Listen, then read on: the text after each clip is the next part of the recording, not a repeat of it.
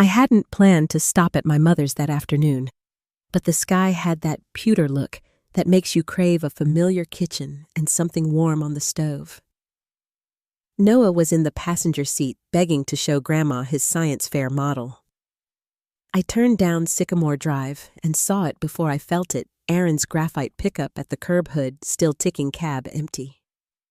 My heart stuttered, and the small, ordinary noises of the neighborhood leaf blowers, a dog's bark. A far-off train dropped into a hushed tunnel. I took Noah's hand, led him along the side path, and eased us beneath the kitchen window I knew from childhood could carry every word. The clink of glass, my mother's quick laugh, then Aaron's voice, low and guarded, talking about me as though I were an obligation he'd outgrown. The words didn't make sense at first.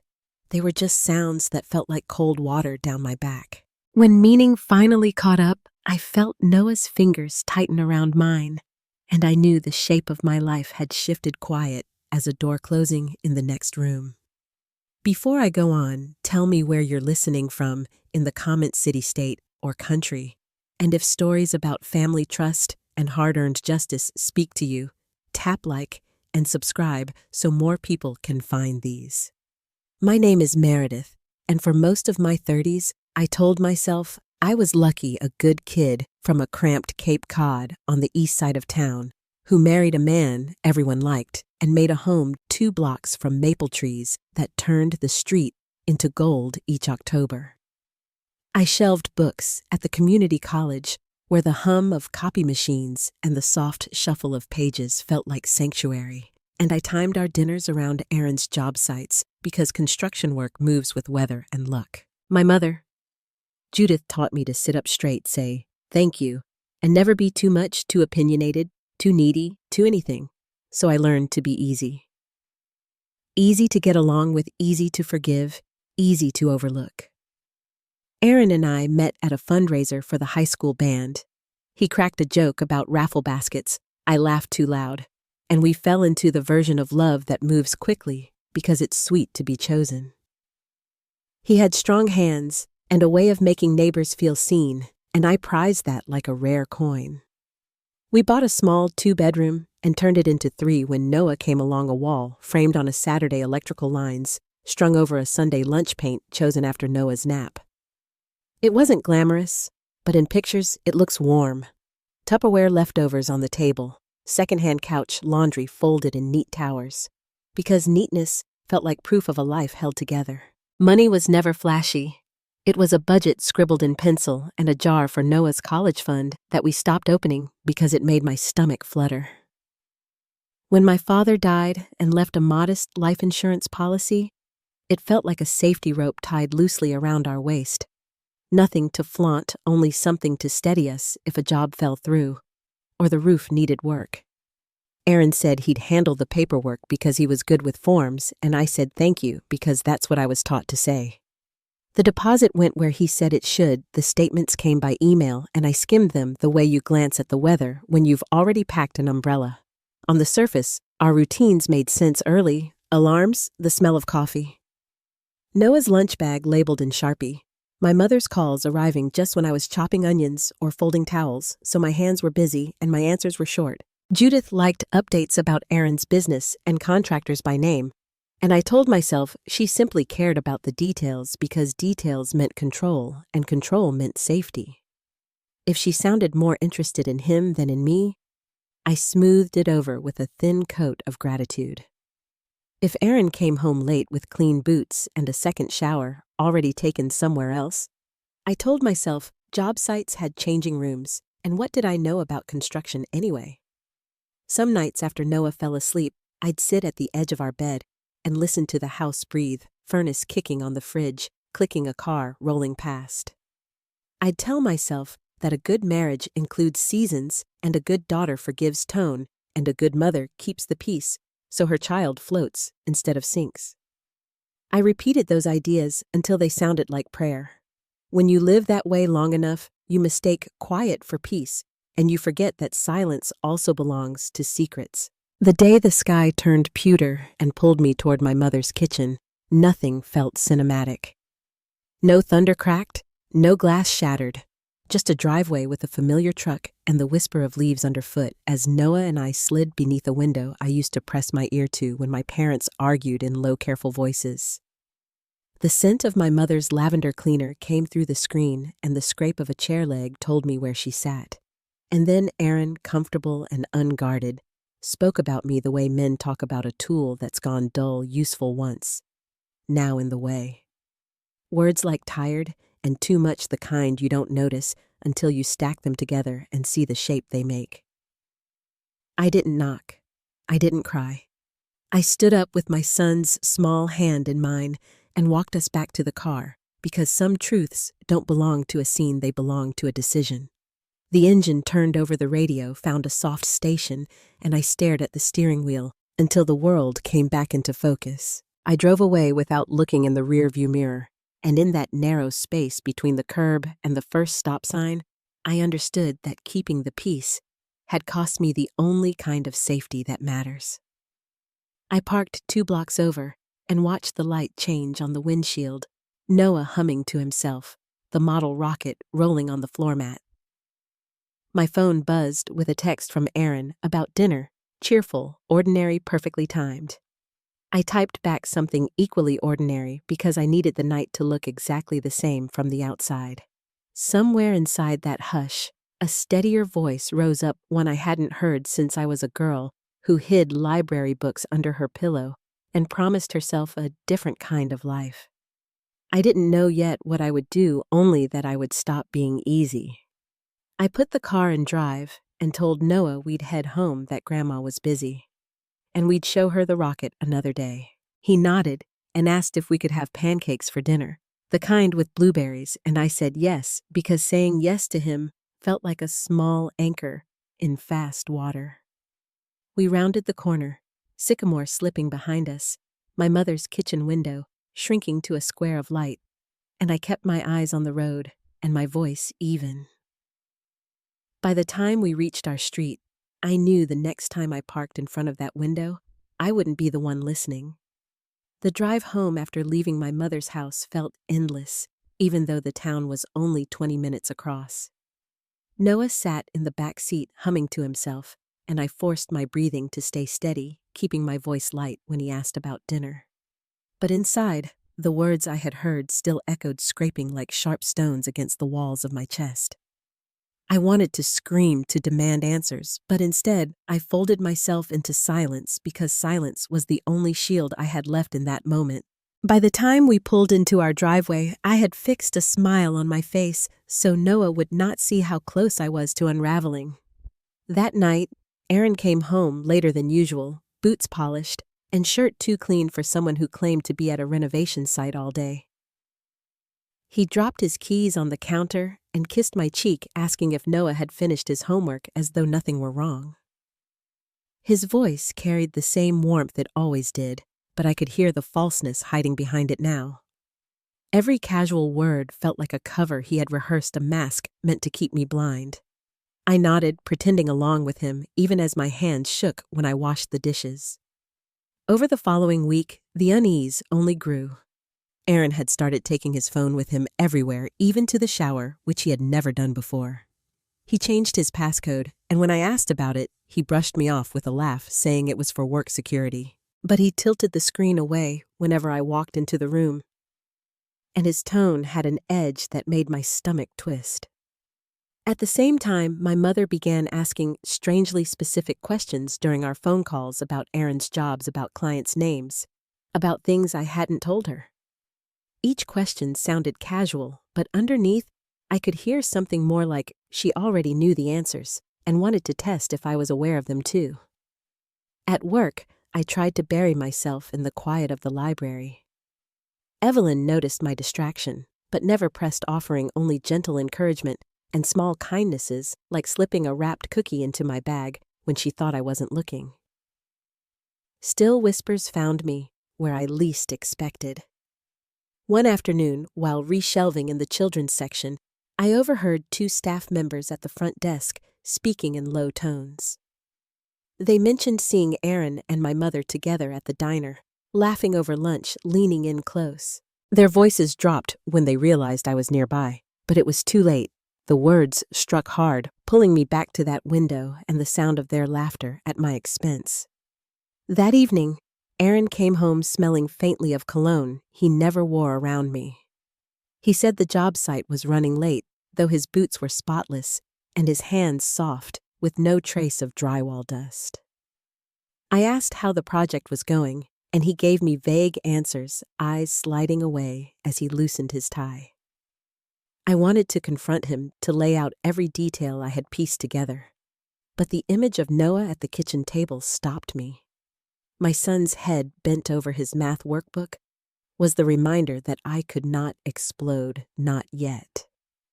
If Aaron and my mother believed I was weak, then my weakness could become my greatest disguise. 2 weeks later, Noah had a half day at school. He asked if we could stop by Grandma Judith's to show her his rocket, his voice full of excitement. I hesitated dialing her number first, but her house phone rang unanswered and her cell went straight to voicemail. Noah suggested we drive by anyway, and though dread pressed heavy on my chest, I agreed. As we turned onto her street, the sight of Aaron's truck in her driveway made my hands tremble against the steering wheel. Noah looked up from his game wide-eyed. "Isn't that Dad's truck?" he asked. I swallowed hard and told him we'd wait a moment, pretending to think. Deep inside, every instinct screamed to turn around, but another part of me needed confirmation. I parked across the street and told Noah we'd walk around back, that I wanted to surprise his grandmother. The crisp air bit at my cheeks as we slipped quietly along the path to the kitchen window. It was the same place I had stood countless times as a child, overhearing arguments I wasn't supposed to hear. Now, with my son's hand gripping mine, I pressed close to the glass and heard voices as clear as if I were in the room. Aaron's tone was weary, dismissive. "She's too broken, Judith. Always crying, always needing something.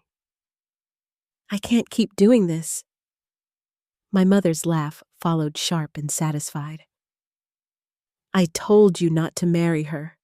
She was never strong enough for you, never good enough, too damaged." The words slammed into me, each one a blade cutting away the illusion I had clung to. I felt Noah tense beside me, his small fingers pressing deeper into my palm. Then came the truth that stole the air from my lungs. Aaron spoke of the insurance money my father had left, saying it had been worth tolerating me until most of it was gone. He told my mother he planned to leave to take everything, certain I would never fight back. And she, my own mother, encouraged him, laughing at my supposed weakness, saying I would accept it all in silence. Together, they reduced me to a caricature of neediness and failure. Two conspirators, united by contempt and greed. The world tilted, but I forced myself to stay upright, gripping the window frame until my knuckles ached. My father, gentle and kind, had left that money to protect me and Noah, to secure our future. And here they were planning to strip it from us, mocking the grief that had already broken me once. I felt something sharp and unfamiliar flare in my chest, then not sorrow, but the first spark of something colder. When their laughter faded into casual talk about timing, I pulled Noah back and whispered for him to stay quiet. My legs shook as we made our way to the car, but my voice was steady when I told him we were heading home. He asked why Dad's truck was there, why we didn't knock, and I told him Aaron was helping Grandma with something that we'd see him later. He accepted it, but I could see the confusion in his eyes. The drive back was a blur of shifting colors and silence. Inside, I felt as though something had died, but in its place, another part of me stirred awake. They believed I would crumble, that I would cry and beg and do nothing. They thought my silence was weakness. They did not yet know that silence could also be the cover for something else entirely. That night, I stood before the bathroom mirror and truly looked at myself. The woman staring back was tired.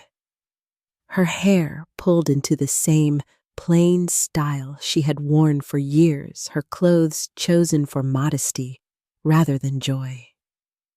But behind her eyes, I saw a flicker of resolve.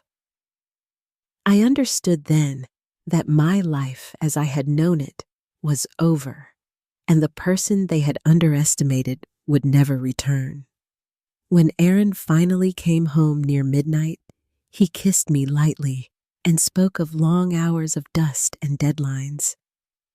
I smiled as though nothing had changed, setting a plate on the table for him, nodding at his stories. But inside, I was already moving, already planning. Their laughter had ended something in me, but it had also begun something else. A quiet, deliberate strength that would not rest until they knew what it meant to underestimate me. And as I lay awake, listening to Aaron's steady breathing beside me, I understood that the time for easy acceptance had ended. The life I had thought was unshakable was gone, and in its place stood the beginning of something far more dangerous. The days after overhearing Aaron and my mother together passed in a haze. I moved through each morning, as though on autopilot, packing Noah's lunch, brewing coffee, greeting Aaron at the door with the same small smile I had worn for years. From the outside, nothing had changed, but inside, I felt hollowed out, as if something vital had been scooped clean from me. The weight of what I had heard pressed down on every thought, yet I couldn't let Noah see the cracks in my voice or the tremor in my hands. He needed steadiness, so I gave him steadiness, even if it meant swallowing the storm whole. At work, the library felt different too. The sound of pages turning, the soft chatter of students, even Evelyn's warm greetings, all of it felt like I was listening from the other side of a glass wall. I smiled and nodded at the right moments, but my mind was elsewhere, replaying every word Aaron and Judith had spoken. When Evelyn noticed I was quieter than usual, she placed a gentle hand on my shoulder and asked if I was getting enough rest. I told her I was fine, the way I had always told people I was fine, though inside my chest tightened with the lie. Nights were the hardest. Lying beside Aaron, I listened to his even breathing, the faint rasp in his throat, when he was deeply asleep. I wanted to shove him awake to scream until he admitted everything, but instead, I lay still, staring at the ceiling. My body remained rigid beside his, while my mind spun circles around the memories of that afternoon. My mother's laugh, his careless tone, their casual cruelty. More than once, I found myself slipping out of bed to stand in the bathroom mirror, again, searching my reflection for the woman they described. Weak, pathetic, too much trouble to love. The face staring back didn't look like those words yet. They lingered, clinging like smoke to my skin. Noah noticed more than I wished he would. One evening, while I was folding laundry in the living room, he looked up from his science book and asked if I was mad at Dad. The innocence in his voice cut deeper than any accusation. I smoothed the towel in my hands and forced a smile, telling him everything was fine, that grown-ups just got tired sometimes. He nodded, but his eyes lingered on me longer than usual, as if he already knew I was hiding something.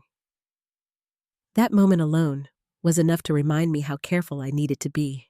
The next Saturday, my mother called out of the blue. Her voice carried that familiar mixture of syrup and steel as she asked about Aaron, about how hard he was working, about how I was managing on my own while he took on such long hours. I murmured answers short and polite, and all the while, her questions struck like tiny blades. She never once asked about me for the sake of me, only in the shadow of him. When the call ended, I stared at the phone for a long time, feeling both exposed and invisible. Aaron's absences grew more frequent.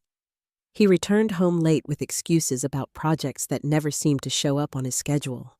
His phone lit up at odd hours, and when I reached for it once, he yanked it away with a smile too sharp to be convincing. I stopped asking questions, not because I believed his lies, but because the answers no longer mattered. The truth was already etched into me from that day at the window. Every night, I played my part cooking meals, folding laundry, keeping Noah's life steady. Every night, I buried my pain beneath the mask of the woman they believed I was. Some evenings after Noah went to bed, I drove quietly through town, circling streets near my mother's house or the diner where people said they had been seen together. I never confronted them. I only watched my fingers tight around the steering wheel, trying to piece together a life that had always been lived behind my back. Those drives gave me no peace, but they gave me focus, something to pour the gnawing ache into. What surprised me most was how ordinary their betrayal looked from the outside.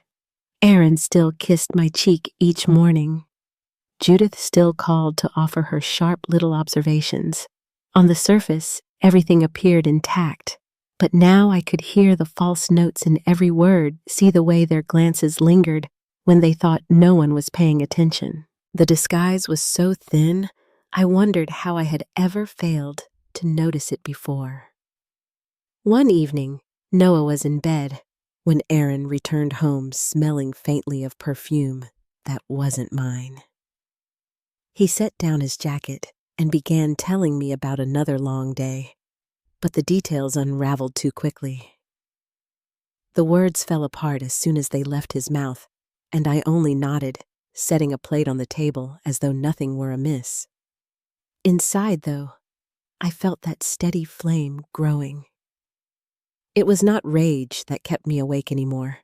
It was something quieter, sharper, the realization that their betrayal had already carved away the softer parts of me.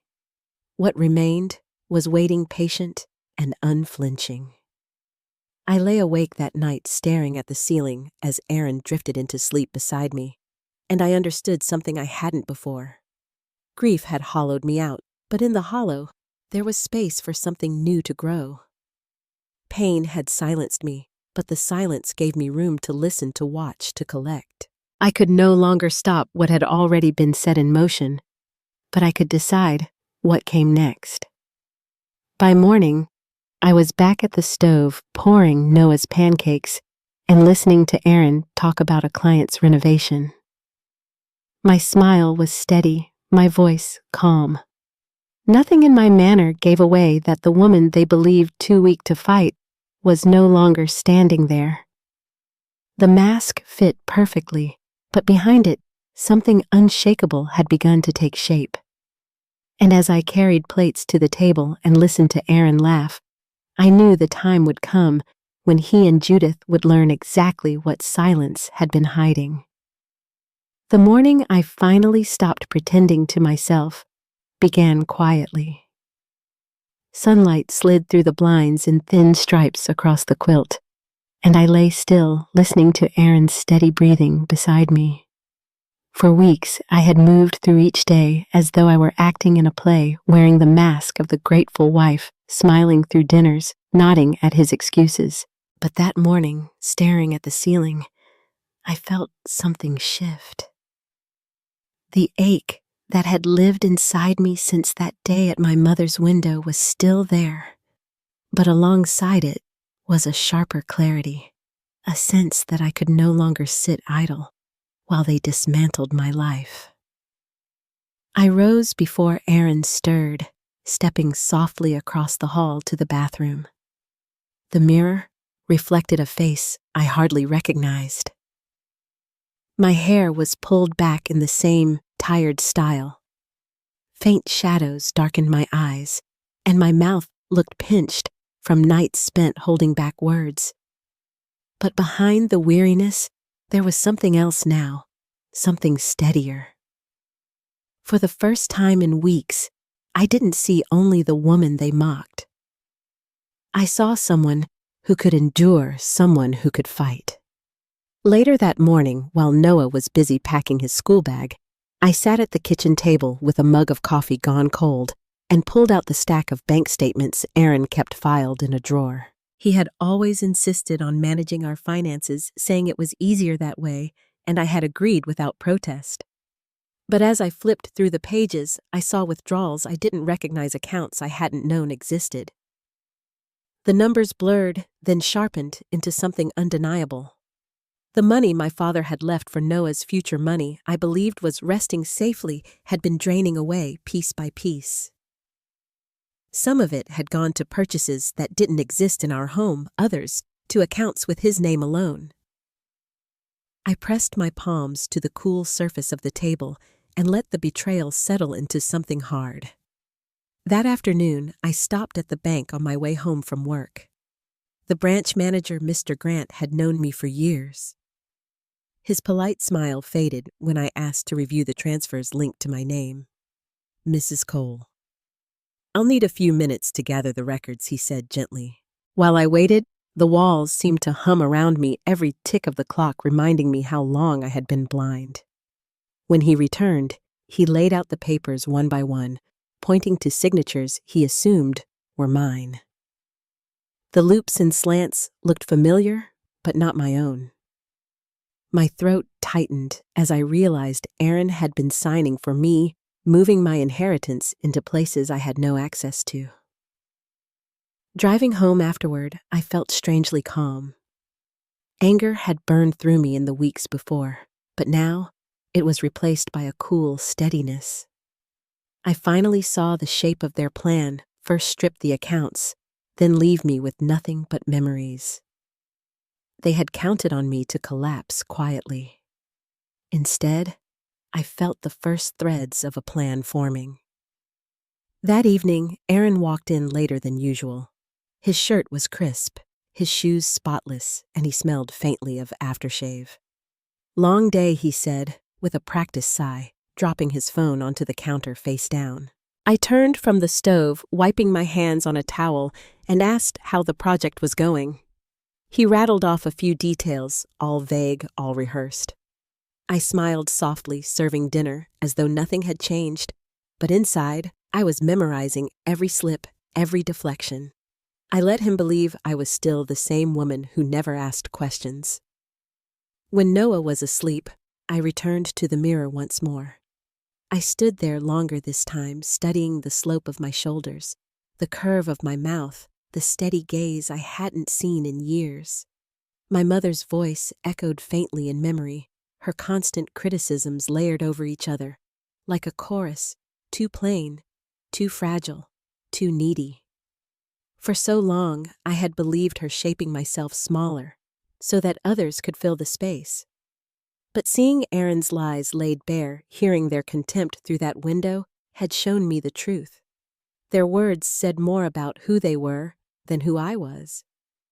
The following weekend, Judith called again. Her tone was sugar-sweet, asking if Aaron was keeping up with his long hours, if I was managing while he worked so hard. I responded politely, keeping my voice even though each word landed like a stone. She asked about Noah only after a pause, almost as an afterthought. When I hung up, I sat in the quiet kitchen with the phone still in my hand and felt the old ache twist once more. But this time, instead of sinking into it, I let it harden. Her voice no longer carried the same power over me. Over the next days, I moved with intention. I began to gather small details without letting on. Receipts tucked into Aaron's jacket pocket notes, scribbled on loose papers in his truck, the sudden way his phone lit up when he thought I wasn't looking. Each piece became part of a picture I kept carefully hidden. I didn't know yet exactly what I would do, but I knew I would not remain their victim. One night, as Aaron drifted to sleep, I lay awake listening to the steady rhythm of his breath. The house was still the hum of the refrigerator, the only sound.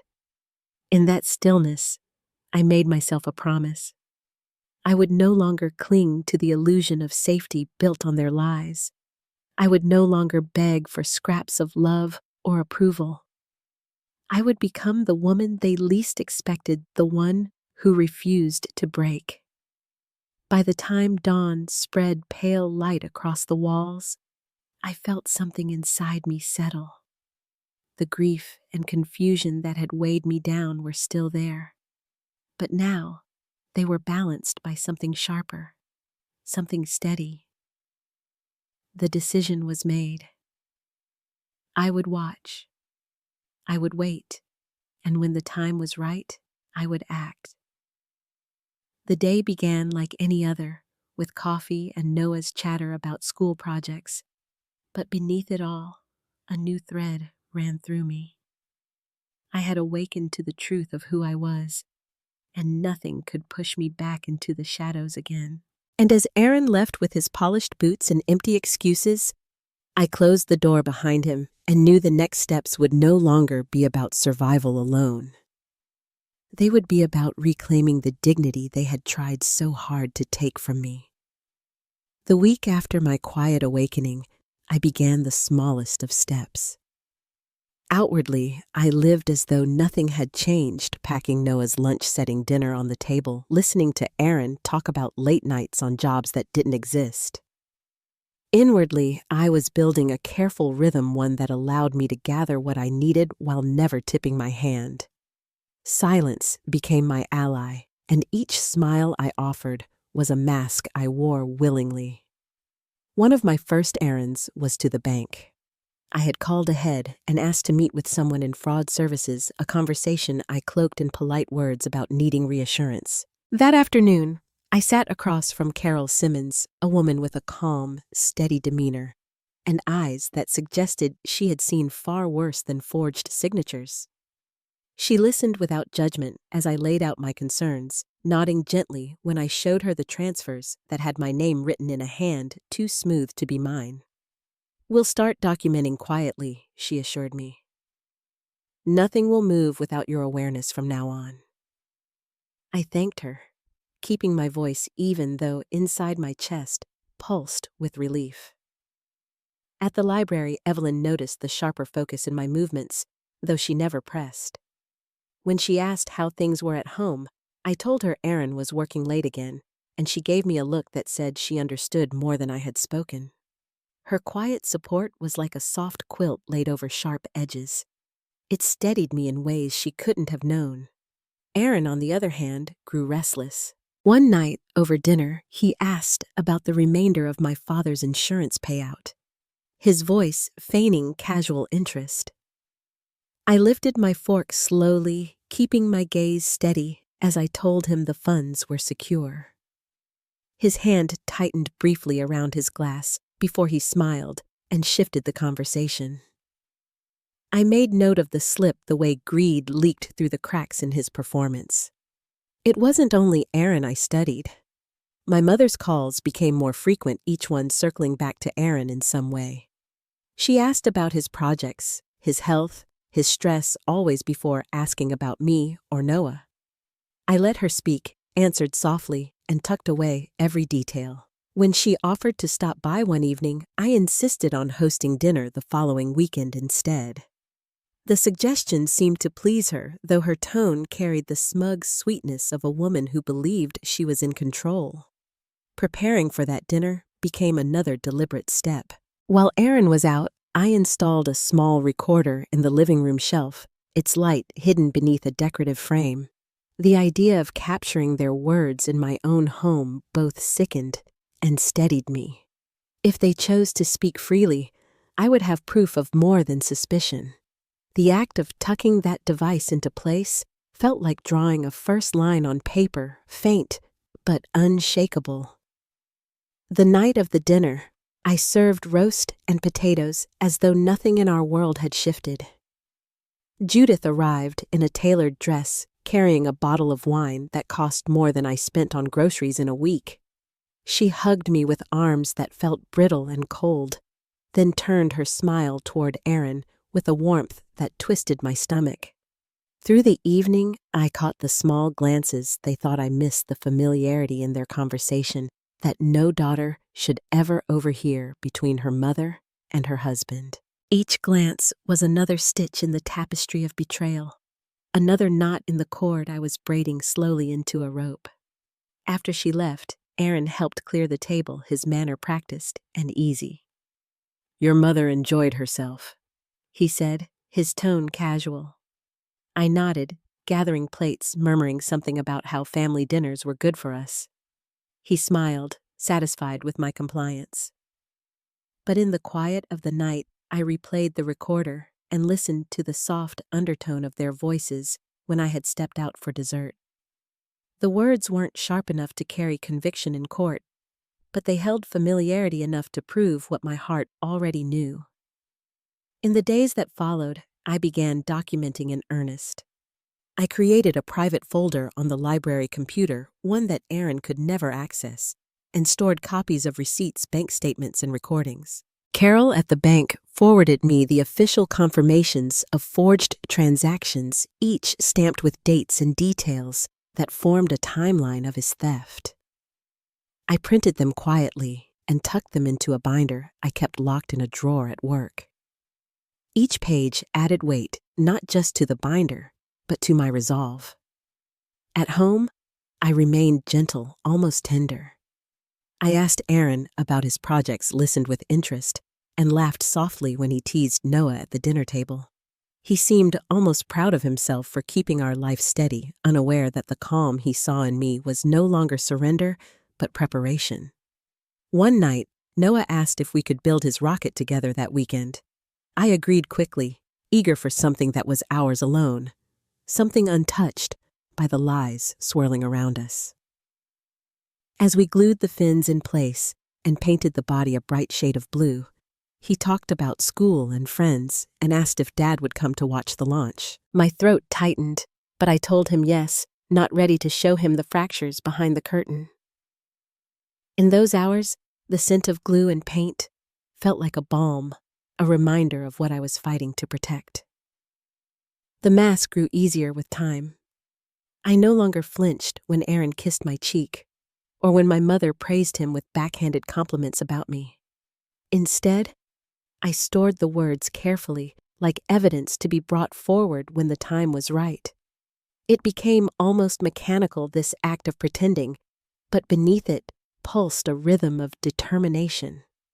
Late one night, I caught Aaron on the phone in the kitchen. His voice was low, but I heard enough to understand. He was speaking to my mother, telling her I was still clueless, that the accounts would soon be emptied completely. I stood at the top of the stairs, holding my breath, the recorder in my hand, capturing every word. When I returned to bed, I lay beside him silent and calm, while inside me the plan sharpened into something undeniable. By then, I knew my path. I would not confront them in a blaze of anger. I would not collapse in tears as they expected. Instead, I would continue building quietly, piece by piece, until the foundation of their lies crumbled beneath them. And as I closed my eyes that night, listening to Aaron's steady breathing, I understood that the first defiance was already underway. What came next would no longer be about gathering scraps of truth. It would be about setting the stage for their undoing. The night I heard Aaron whispering to my mother over the phone, I knew my time for silence was almost over. He had spoken as if I were invisible, telling her that I was too naive to suspect a thing, boasting that soon the accounts would be drained.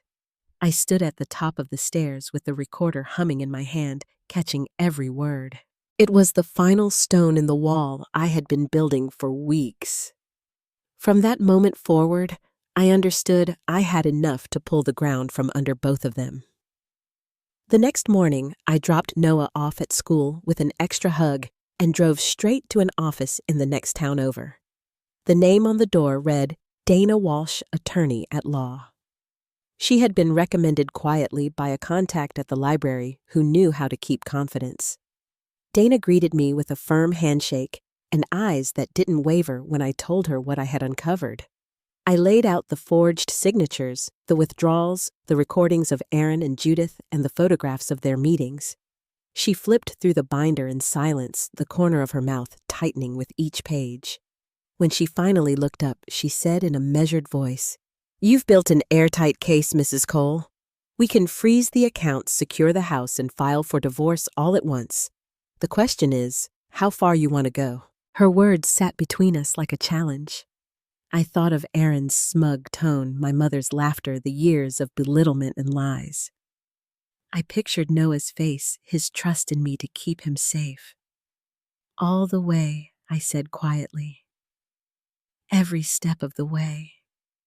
Dana nodded, sliding a stack of forms toward me. The pen felt heavy in my hand, but when I signed, I felt a steadiness ripple through me stronger than anything I had known in months. That afternoon, I met again with Carol at the bank.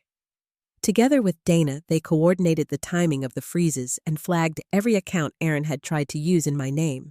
Carol showed me the documents proving the forgeries, each one another nail in the coffin of his schemes. "The moment we file, he won't have access to a dime," she said.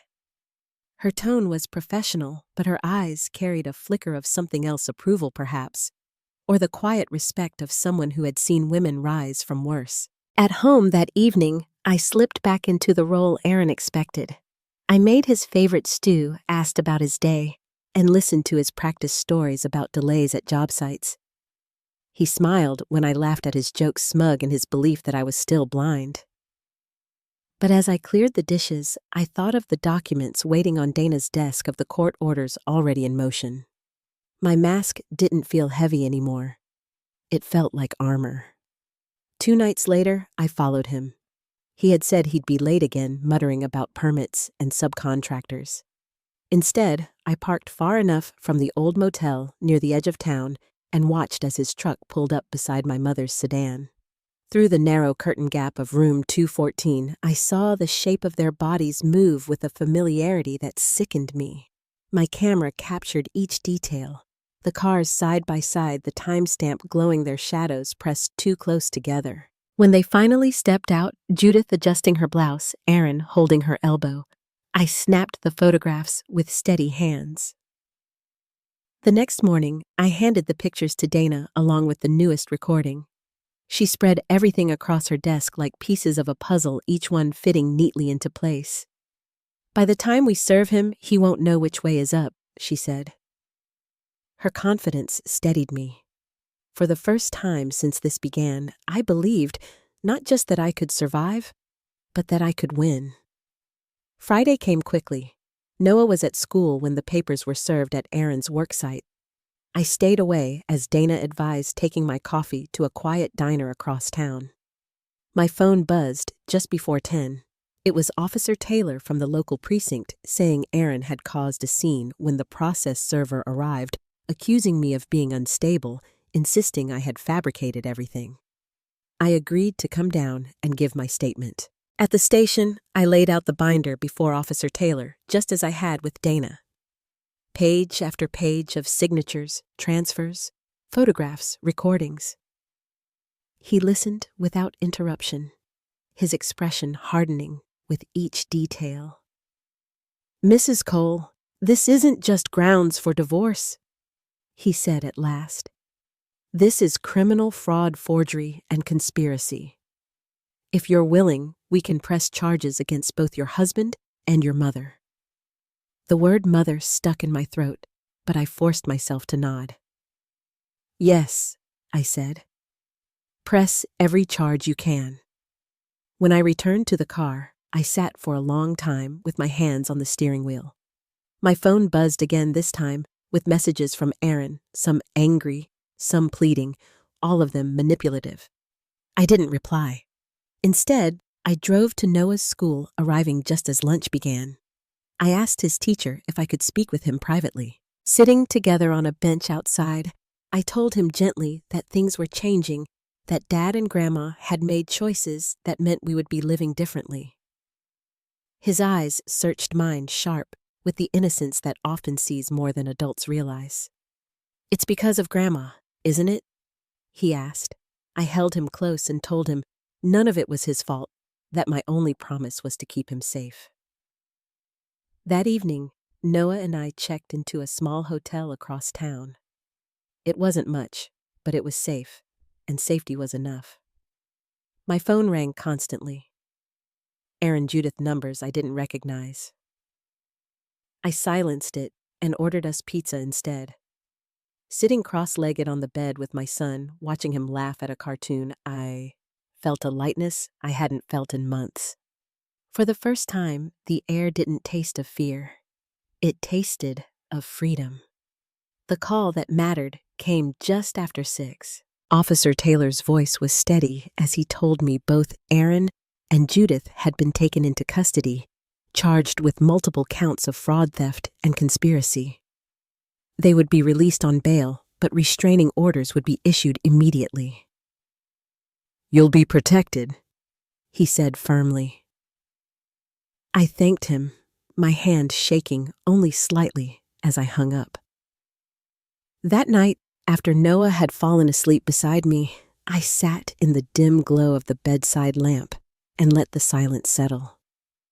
The woman I had been months ago would never have imagined this moment, her husband exposed, her mother arrested, her future, hers alone to decide. I had feared this breaking point for so long, but now that it had come, I realized it was not my world that had shattered. It was theirs. And as I closed my eyes, I knew the next chapter was not about endurance anymore. It was about justice, and justice was already at the door. The morning of the preliminary hearing dawned colder than I expected for late spring. I rose early, smoothing my hair back with hands that shook only slightly. Noah stayed with Evelyn for the day, safe and shielded from the courthouse drama. Driving through the quiet streets, I felt the weight of years pressing down, but beneath it was a current of steadiness. I was no longer the woman who wept in secret behind closed doors. I was the woman who had gathered every piece of truth and was about to place it where it could no longer be denied. The courthouse steps echoed beneath my shoes as I entered the heavy doors, swinging shut with a sound that felt final. Inside, Dana met me with her usual calm presence, handing me a folder, even though I knew its contents by heart. "They'll try to paint you as unstable," she said in a low voice. "But the evidence is overwhelming. Trust the process." I nodded, drawing a long breath before following her into the courtroom. Aaron sat at the defense table in a crisp suit, his jaw set in that familiar, stubborn line. My mother was beside him, pearls at her neck, her expression an icy mask. They didn't look at me when I entered, though I felt their awareness like a heat against my skin. The sight of them together, united not by love, but by their shared betrayal, sent a shiver through me. But I stood taller. This was the day the balance began to shift. Judge Keller presided with a measured authority, his voice steady as he called the room to order. Dana spoke first, laying out the charges of fraud, forgery, and conspiracy. She presented the bank statements, the forged signatures, the recordings of whispered plans. With each document passed to the judge, the foundation of Aaron and Judith's denial cracked further. Carol from the bank testified, her tone professional but firm, confirming that multiple withdrawals had been made without my consent. She identified the forged forms, pointing to details that left no doubt they were falsified. When it was Aaron's turn to speak, he leaned forward, his voice smooth but brittle. He claimed I had grown unstable, that I imagined betrayal where none existed, that he had managed the accounts in good faith. For a moment, his words echoed the same manipulations he had used on me for years, but they no longer had the same power. Dana rose, pressing him with the evidence, and his answers stumbled. His hands clenched, his voice wavered. Across the room, I kept my gaze fixed, unflinching. Judith's testimony was colder. She admitted to lunches and meetings with Aaron, but insisted they were innocent attempts to support her son-in-law through stressful times. Her voice carried a polished tone, one she had used all my life when convincing others she was the steady one. But when Dana played the recording from the night Aaron spoke of emptying the accounts, my mother's laughter filled the courtroom. It was unmistakable. The sound froze the air, leaving no space for her to hide.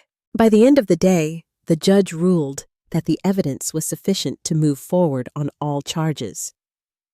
He granted my request for full custody of Noah during proceedings, citing Aaron's instability and risk of financial flight. He froze every shared asset, protecting what remained until the final ruling. As the gavel came down, Aaron's face flushed with fury, and Judith's lips thinned to a sharp line. They had believed I would never fight. Now the fight was no longer mine alone. It belonged to the court, to the law, to justice itself. Outside reporters had gathered, drawn by the spectacle of a fraud case entangling family. Dana shielded me from their questions, steering me down the courthouse steps. "You did well," she murmured. I nodded, my chest tight, with a mixture of relief and exhaustion. For years, I had carried the weight of being less than enough in their eyes. That day, I carried something different, the weight of truth, undeniable and unshakable. In the weeks that followed, the case built momentum. More evidence surfaced. More witnesses came forward. Contractors. Aaron had cheated neighbors who had seen my mother's car parked overnight where it didn't belong. Each piece wove into the pattern I had already known, now visible for all to see. Dana kept me informed, her updates steady, each one another step closer to resolution. Noah adjusted more easily than I had feared. He asked questions, some sharper than I was ready for. But he accepted my answers with a quiet maturity. Evelyn's home became a second refuge for him, filled with books and warmth, and the kind of steadiness I had long wished my own mother could give. Watching him thrive reminded me why I had endured, why I had chosen the harder path instead of silence. The final hearing came in midsummer. This time, the courtroom felt different, the air heavy with expectation.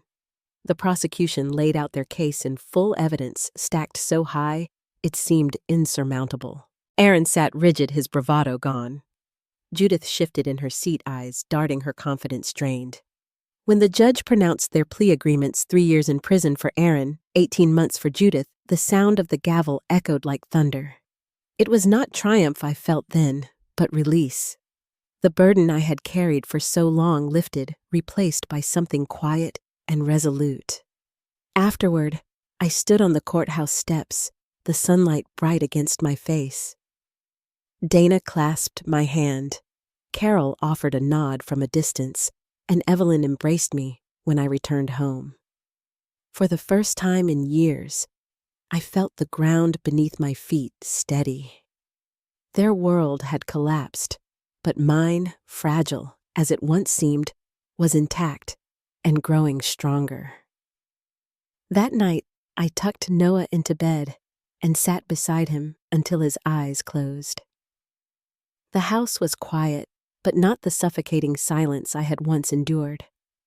This silence was peaceful, the kind that comes when storms have passed. I understood then that justice had been served not just by the law, but by the strength it had taken to reach that moment. And as I turned out the light, I knew one final step remained. It was not about punishment anymore.